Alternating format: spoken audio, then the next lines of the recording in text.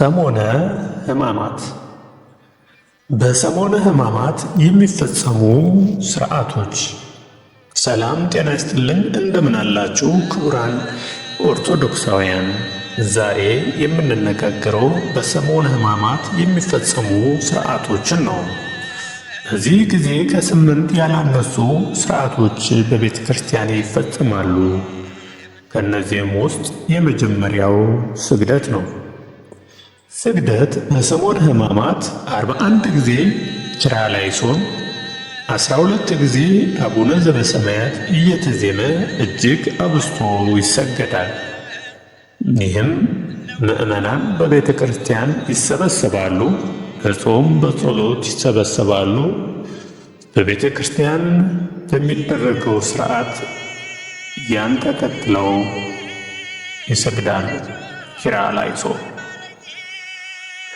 ሁለተኛው ጸሎት።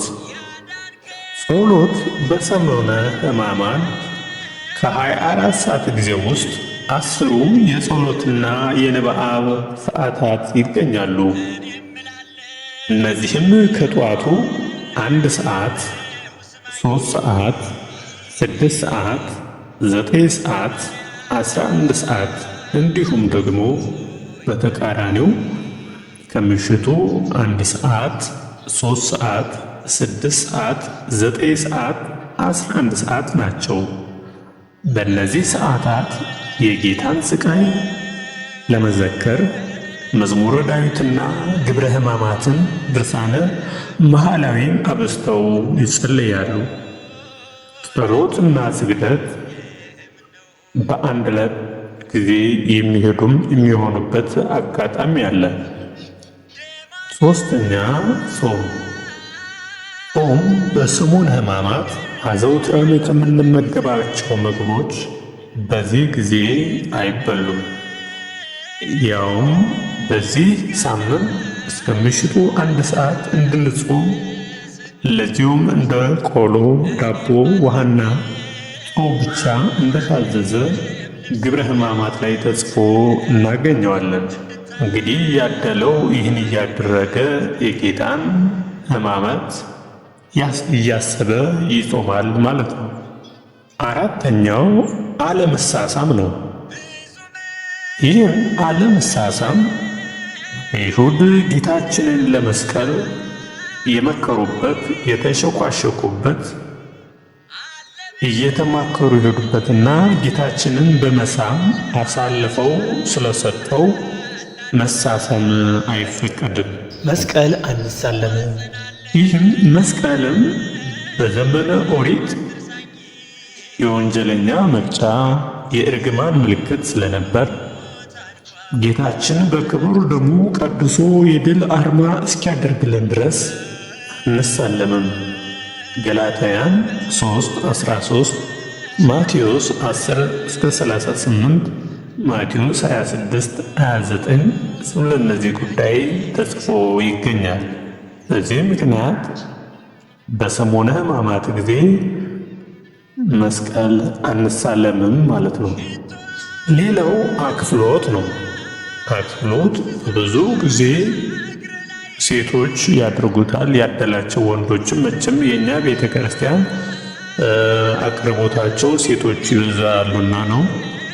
ይህም አክፍሎት የሚደረግበት ዋናው ምክንያት ወይም አክፍሎት ማለት ምን ማለት እንደሆነ ስናይ የተጀመረው እመቤታችን ያዕቆብና ዮሐንስ ሦስቱ የጌታችንን ትንሣኤ ሳናይ እህል ውሃ አንቀምስም ብለው እስከ ትንሣኤው መቆየታቸውን በማሰብ የሚፈጸም ነው።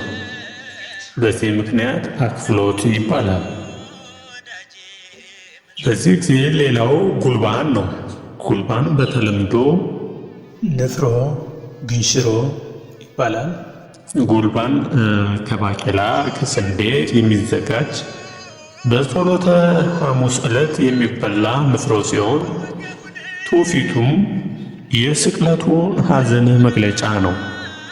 የስቅለቱ ሐዘን መግለጫ ጌታችን መድኃኒታችን ኢየሱስ ክርስቶስ የተገረፈበት ጀርባው የተሰነጠቀበትን በማሰብ የሚደረግ ነው።